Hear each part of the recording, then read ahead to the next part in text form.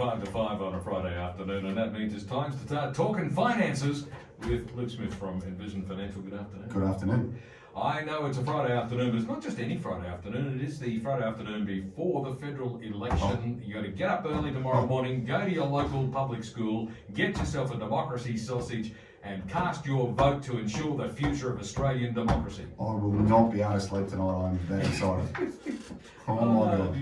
Before we get into today's topic, just quickly, both of the major parties have put forward plans for assisting first home buyers get into their first home. Now, the Labor Party has suggested, in fact, their plan is not just for first home buyers, but also for people who might find themselves in difficult financial circumstances after a divorce or something like that.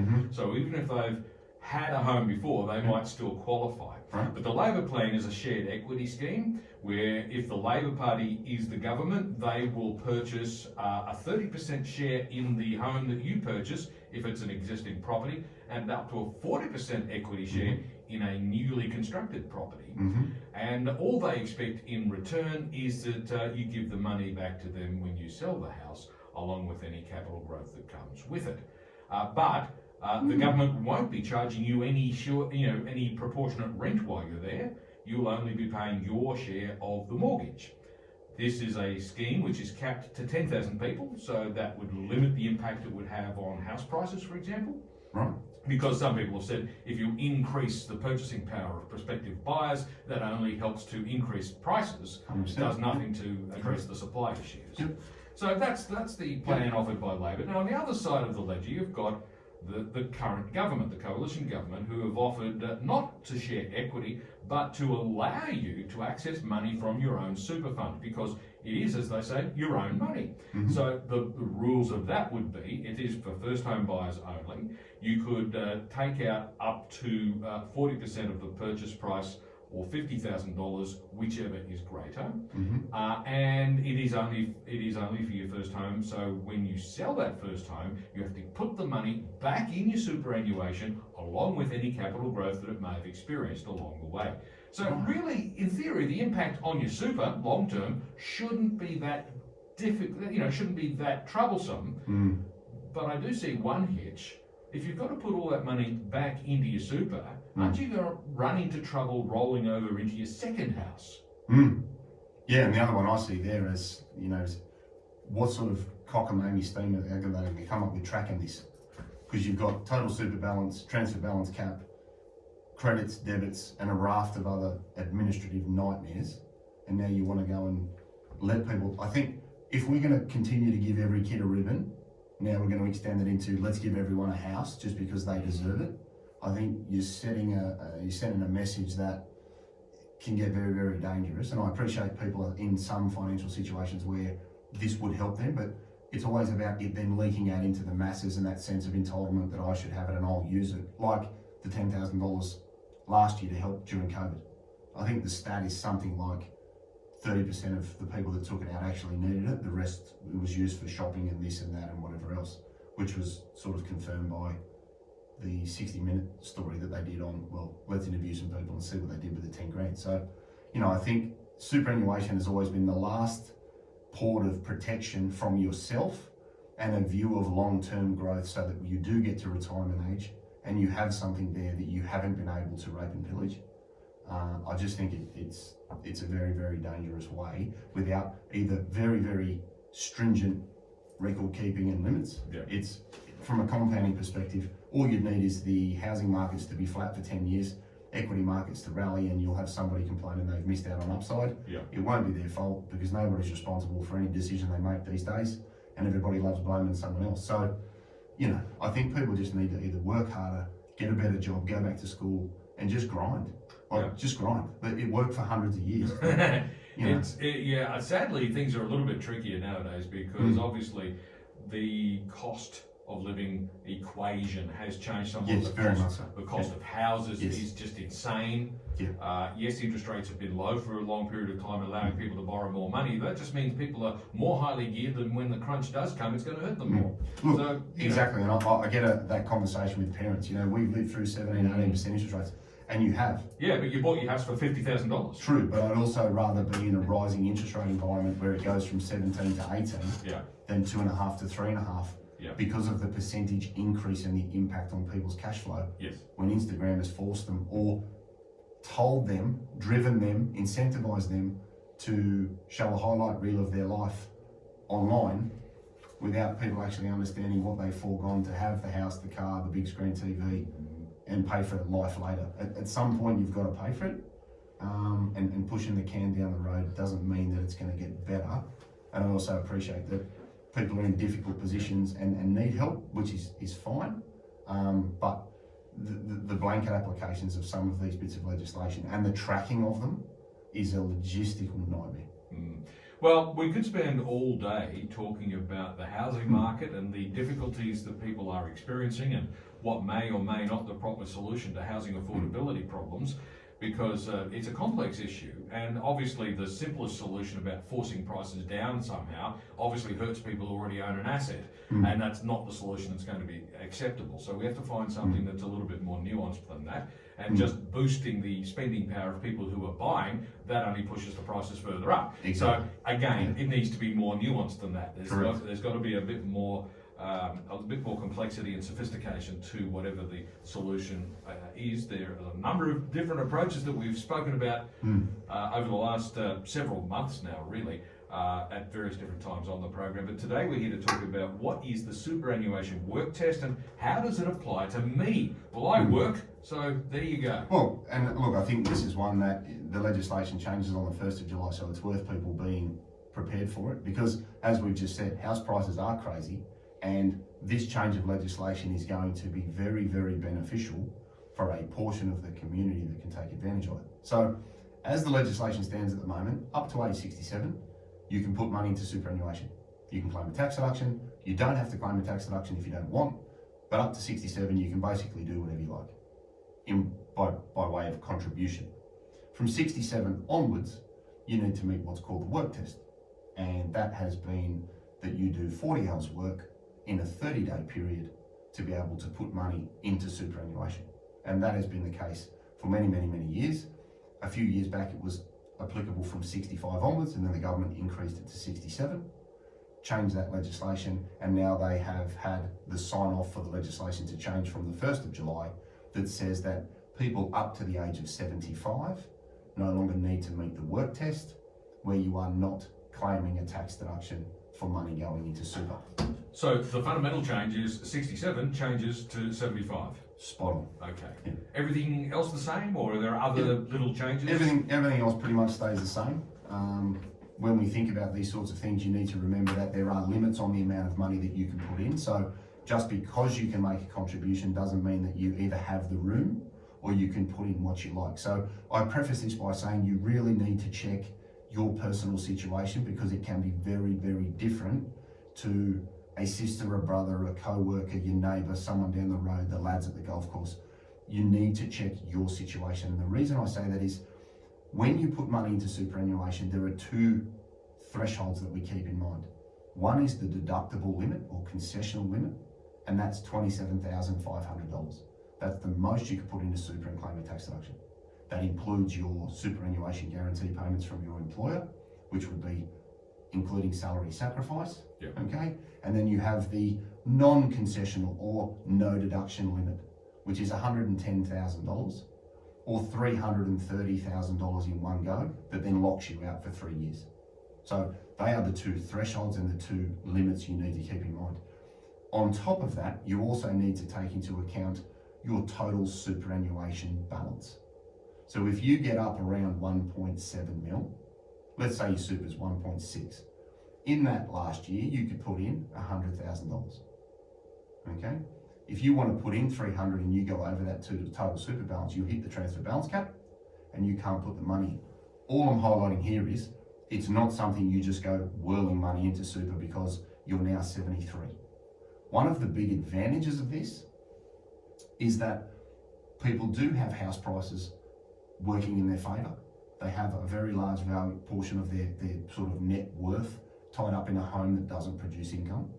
And the downsizer legislation was created to be able to help people get money into superannuation Will they sell their family home, provided they meet a list of criteria, and that limit is $300,000. So take a $2 million house in, well, just about anywhere. Yes. Yeah, just around the corner from your place, yeah. I know. Right. You sell your house for $2 million, you go and buy a smaller place for $1 million, and you've got $1 million between the two of you. You could use the downsizing legislation, and then in the past, if you were over 67 and you didn't work because you've already retired, you'd have to keep that money outside of super. Now with the change of this legislation, you may have cash outside, or you may have retired many years ago, be currently over 67 and say, well, I'd love to get that money into super to bolster a pension, to increase the tax-free components in my account, to equalise superannuation balances.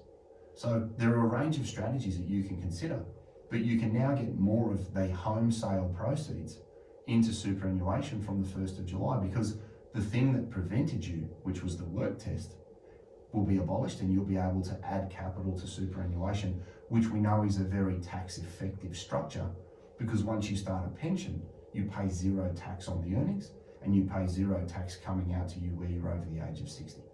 So are there any other ways that this will impact the way that people invest money in super now that the change will occur on the 1st of July? Other impacts, other things that will be different now as a result? Great question. So there are some very, very good strategic benefits of this. So one could be equalising the value of accounts. Let's say one person had worked for the majority of their gainful employment in the same place and ended up with a pension out of ComSuper. Okay, they've got a defined benefit pension that sees them move in excess of the transfer balance cap. Now what that means is any money inside super where their recorded balance is more than 1.7 million, they cannot take a pension out and have it all tax-free. They will be in excess, and their benefits must stay in accumulation phase.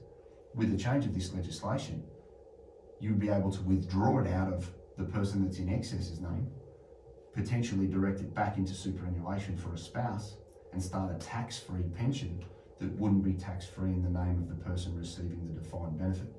You also may be able to, as we said before, add to superannuation with additional capital from the sale of an asset. It could be the family home, it could be an investment property, it could be Powerball, it could be anything. So you can get more money in. Another great strategy that a lot of people miss is that the taxable components inside your super, and they are created through making a deductible contribution or money from your employer. That money coming into your super fund is treated as a taxable component under the water in your fund. So think a bit like an iceberg. I've got $1 million in my super fund. You look at the $1 million in your assets. Under the water, the super fund says, well, part of that money is taxable and part of it's tax-free, depending on how it went into the fund. Now, mistake for young players here. You get hit by a bus, your super goes out of your account to your estate, and it goes to a non-dependent child. The taxable portion of super incurs a 17% tax liability. So if you've got $1 million in there that has a taxable component, whilst it may come out to you as tax-free because you're over 60, and whilst it may not pay tax inside the pension because it's a tax-free structure, if you get hit by a bus, your kids are going to incur $170,000 of tax just transferring the money out of the super fund. Right. So this legislation is fantastic because you could actively look to try and recycle your components by using a withdrawal and recontribution strategy to fix the tax components of your fund. Now it's a little heavy for a Friday afternoon, but I'm sure the next generation will be greatly appreciative that mum and dad thought ahead of the game and saved a whole load of tax getting sucked out when they actually receive their benefits out of super. Indeed, it's about 11 minutes to 5. Luke Smith from Envision Financial is with me in the studio today. We're talking about what is the Superannuation Work Test and how does it apply to me? Back with more in just a moment.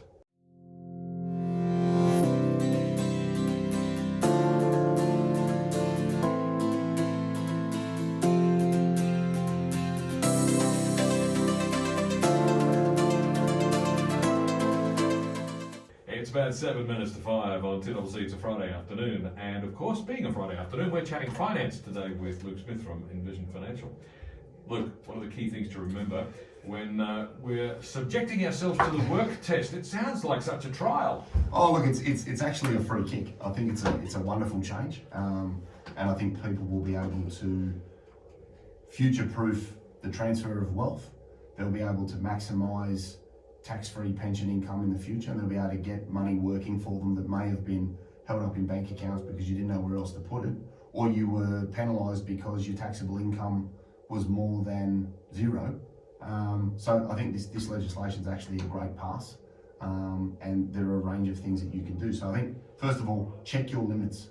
This is not something you want to guess with, because the penalties for getting this wrong can be quite severe.